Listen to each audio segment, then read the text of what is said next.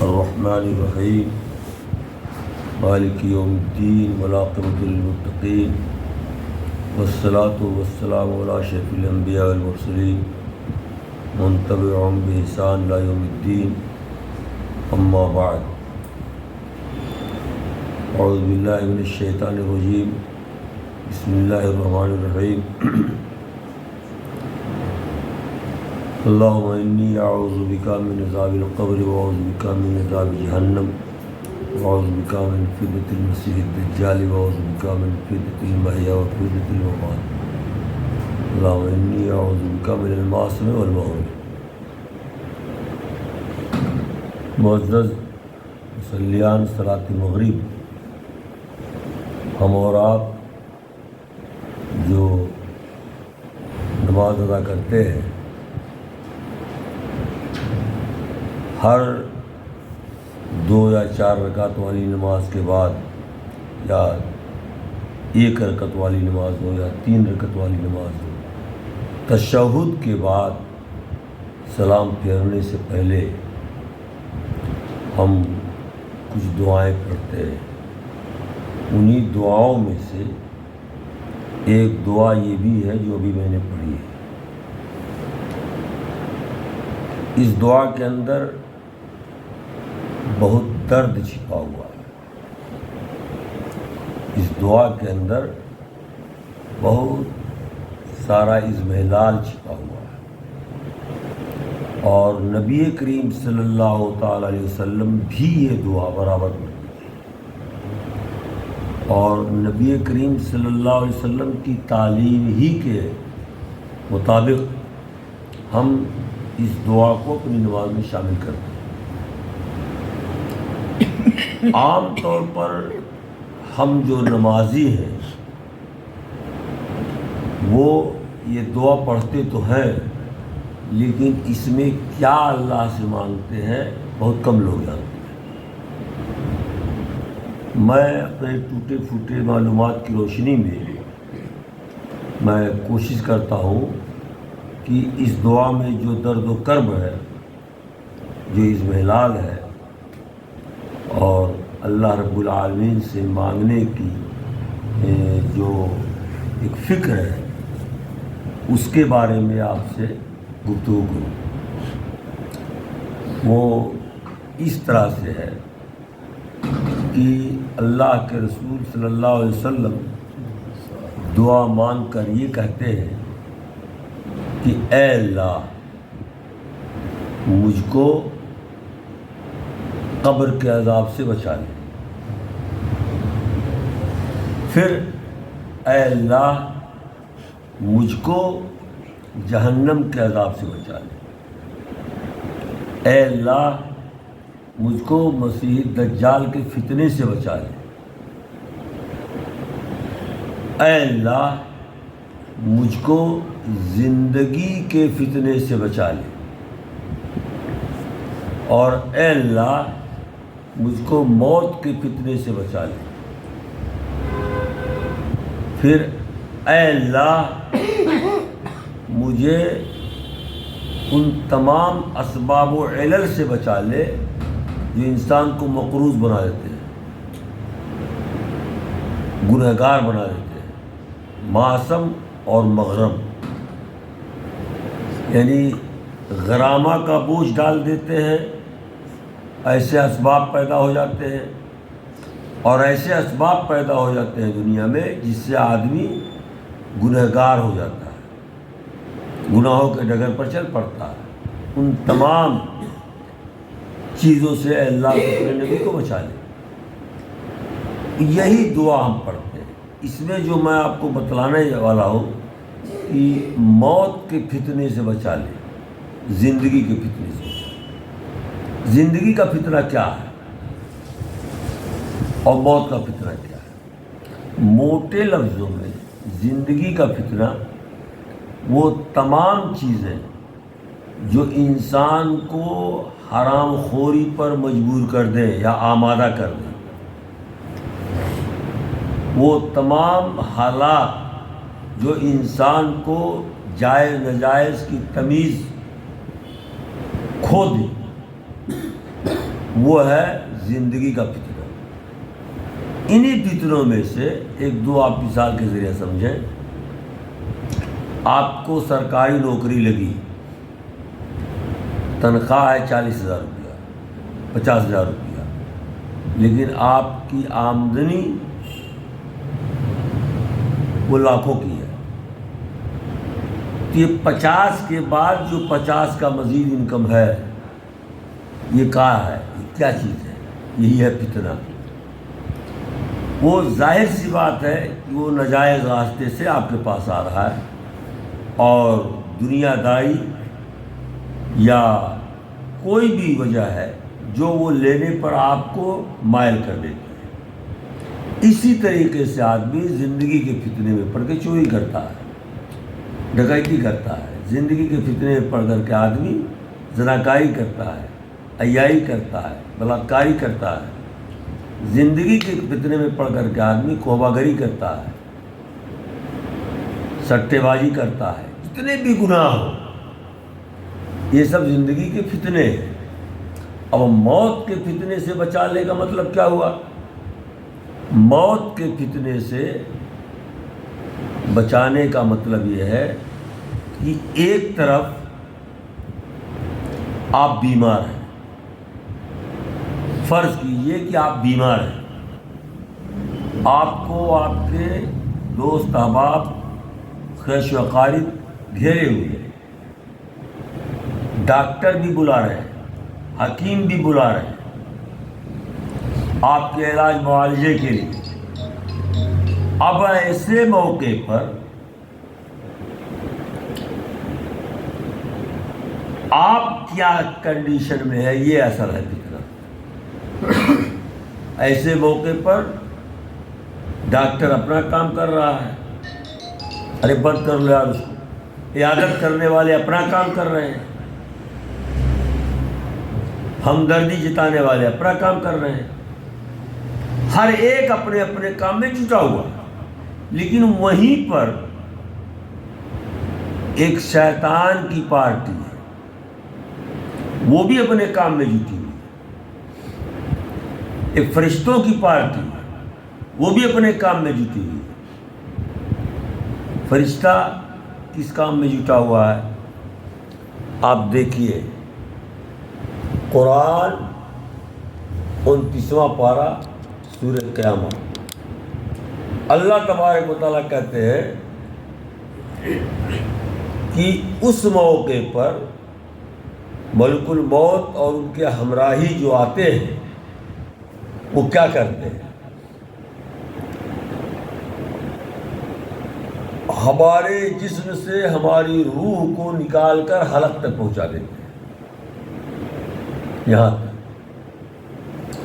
اور حلق تک پہنچانے کے بعد وہ آپ سے کہتے ہیں کچھ، وہ اس وقت جو کہتے ہیں آپ کے علاوہ کوئی نہیں سنتا۔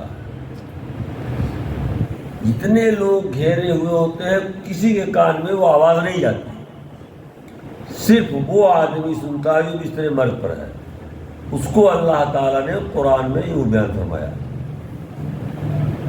کلا اذا بلغت التراقی وقیل من راق وظن انہ الفراق والتفت الساق بالساق الی ربک یومئذ المساق۔ اس وقت فرشتہ کہتا ہے کہ ہم نے تمہاری روح کو حلق تک پہنچایا ہے، اب اس کے آگے تم اپنی پوری طاقت لگا دو، پوری قوت صرف کر دو، جتنی دولت تم نے اکٹھا کی ہو سب جھونک دو، جتنے بڑے بڑے اسپیشلسٹ ہو، وشیشج ہو، ان سب کو بلا دو اور کہو کہ تمہاری روح کو حلق کے نیچے دوبارہ کر دو۔ یہاں سے لے کے سعودی تک، امریکہ تک، لندن، جاپان، جرمنی، دنیا کے کسی ملک تک تمہارا اکاؤنٹ بھرا پڑا ہو،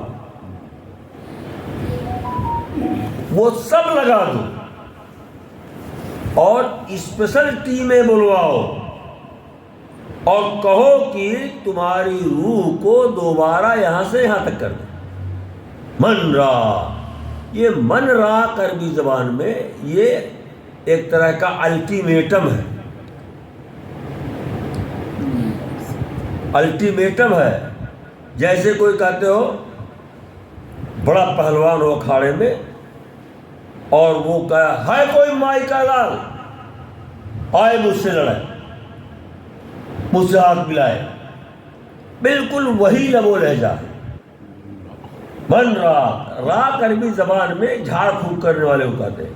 جس زمانے میں یہ قرآن نازل ہو رہا تھا اس زمانے میں راق کی اہمیت آج کے وشیشج سے کہیں زیادہ تھی، آج کے اسپیشلسٹوں سے کہیں زیادہ بڑی تھی.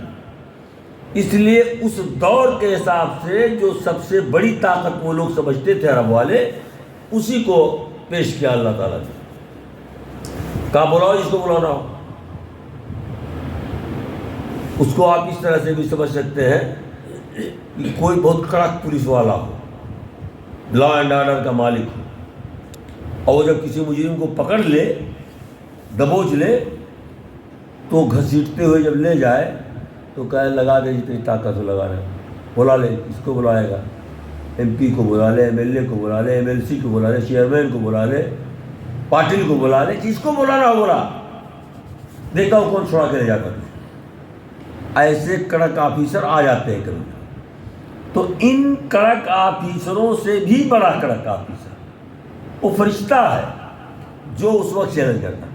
اب اس چیلنج کا سامنا آپ کو کرنا ہے اور آپ کر رہے ہیں، اور باقی لوگ بیچارے ہاں یہی سب کرتے ہیں. ہائے ہائے افسوس، ارے کیا بتائیں دوا نہیں کام کر رہی. جو ہی پوچھا کیا حال ہے بھائی کا، کیا یار دوا نہیں کام کر رہی ہے. اور وہ بیچارہ آدمی اس فتنے میں پڑا ہوا، موت کے فتنے میں. سمجھے؟ ابھی یہ کام ہو رہا ہے فرشتوں کا، اسی بیچ میں شیطان ملعون پہنچتا ہے. شیطان ملعون آپ سے طرح طرح کے الٹے پلٹے سوال کرتا ہے، آپ کے ذہن کو منتشر کرتا ہے، اور وہ چاہتا ہے کہ آپ کے منہ سے لا الہ الا اللہ محمد رسول اللہ نہ ادا ہونے پائے. اس کی یہ چوٹی کی طاقت اسی میں لگتی ہے کہ یہ مرنے والا دنیا چھوڑنے سے پہلے لا الہ الا اللہ محمد رسول اللہ نہ کہہ پائے. جاتے جاتے میں اس کو کچھ ایسے الجھنوں میں الجھا دوں، ایسے کانٹوں میں پھنسا دوں کہ اس کے منہ سے لا الہ الا اللہ نہ نکل پائے. اسی حقیقت کو سامنے رکھتے ہوئے نبی کریم صلی اللہ علیہ وسلم نے فرمایا لقنوا بموتاکم بکلمۃ لا الہ الا اللہ. اے میری امت کے لوگوں، اپنے مرنے والے بھائی کے سامنے تم لوگ کلمہ لا الہ الا اللہ کی تلقین کرو. تلقین کا مطلب کہ اپنے منہ سے کہو، اس سے کہلواؤ نہیں. کہیں ایسا نہ ہو کہ تم کہو کہ پڑھو، وہ کہے گا نہیں یہ پڑھوں گا. ان تمام تکلیفوں کے سامنے وہ عاجز آ جائے اور کہے کہ نہیں پڑھ پاؤں گا، تو اس کا خاتمہ بالخیر کے بجائے خاتمہ بالشر ہو جائے گا. اور اسی مفہوم کو نبی کریم صلی اللہ علیہ وسلم نے فرمایا انما الاعمال بالخواتیم، عمل کا دار و مدار خاتمے کے اوپر ہے. یعنی اس گھڑی، اس فتنے کے موقع پر، شیطانی فتنہ، اس فتنے کے موقع پر جس کا حواس درست رہے، قابو میں رہے، وہی ہے خاتمہ بالخیر کا مالک. اسی کا خاتمہ بالخیر ہوا. تو اللہ کے رسول صلی اللہ علیہ وسلم یہ دعا پڑھتے تھے اللہم انی اعوذ بک من عذاب القبر. اے اللہ تو مجھے قبر کے عذاب سے بچا لے، جہنم کے عذاب سے بچا لے. اے اللہ تو مجھے مسیح دجال کے فتنے سے بچا لے، زندگی کے فتنے سے بچا لے، موت کے فتنے سے بچا لے. یہی ہے موت کا فتنہ دوست. ایک طرف آپ کا مقابلہ ملک الموت اور اس کی ٹیم سے ہے، اور دوسری طرف آپ کا مقابلہ شیطان ملعون اور اس کی ٹیم کے ساتھ ہے۔ ایسے میں آپ نروس ہو سکتے ہیں، ایسے میں آپ بے بس ہو سکتے ہیں، بے بسی نہ طاری ہونے پائے، آپ کا نروس نہ ہونے پائے مائنڈ، اسی کی دعا یہاں کی جا رہی ہے، سمجھے کہ نہیں؟ یہ اللہ تعالی ہم سب کو فتنہ زندگی فتنہ موت سے بچنے کی توفیق عنایت فرمائے۔ تو یہ ہے یہ فتنہ جس کے بارے میں نے بات کیا، اور اس سلسلے میں میں نے امام غزالی رحمۃ اللہ علیہ کا وہ واقعہ بیان کیا، بتلایا آپ لوگوں کو کہ ان کا جب موت کا وقت آیا تو بہت سارے احباب، بہت بڑے عالم تھے ہی، گھیرے ہوئے تھے، بزرگ بھی تھے۔ ایسے موقع پر ایک بات ہی ان کے منہ سے نکلا کہ بھاگ شیطان مردود، میں اللہ کو بغیر دلیل کے مانتا ہوں۔ یہ وہ ذات تھی امام غزالی کی جو 100 دلیلیں علمی اللہ کے وجود پر یاد تھی، علمی 100 دلیلیں، لیکن شیطان 99 دلیلیں کٹ کرتا چلا گیا۔ اب تعجب کی بات یہ ہے کہ جب اتنے بڑے بڑے عالموں کی دلیلوں کو رد کر دیتا ہے وہ، تو ہم جاہلوں کا کیا حال ہوگا؟ اسی کی دعا ہے یہ کہ اللہ تعالی ہمیں اس آخری گھڑی نزاع کے عالم کی جو کیفیت ہے اس میں ثابت قدم رہنے کی توفیق عنایت فرمائے۔ سمجھے؟ یہ مفہوم ہے اس دعا کا۔ اب اس درد کو ہم کہاں جانتے ہیں؟ جو ہم نماز پڑھتے ہیں کیسے پڑھتے ہیں؟ اللہ ایک رٹی ہوئی دعا جیسے قرآن کی آیت سنائے کوئی، اسی طرح سے پڑھ کر کے چلے جاتے ہیں، لیکن جو اس کے اندر حقائق مضمر ہے، جو درد و کرب مضمر ہے، جو الہا مضمر ہے، جو تضرع مضمر ہے، وہ ہم نہیں ادا کر پاتے ہیں، ادا کرنا چاہیے۔ اللہ تعالی ہمیں اس بات کی توفیق عنایت فرمائے۔ یہ چند منٹ کی باتیں اس دعا کے تعلق سے ہوئی جو دعا ہم لوگ عام طور پر روز پڑھتے ہیں، اور لیکن ہمیں اس کے بارے میں معلومات نہیں رہتی ہے۔ اللہ تعالی ہمیں دعاؤں کو سمجھ کر پڑھنے کی توفیق عنایت فرمائے، اور رب العالمین ہمیں نزاع کے عالم میں ہوش و حواس کی درستگی کے ساتھ لا الہ الا اللہ محمد رسول اللہ کا کلمہ ادا کرنے کی توفیق عنایت فرمائے۔ السلام علیکم ورحمۃ اللہ وبرکاتہ۔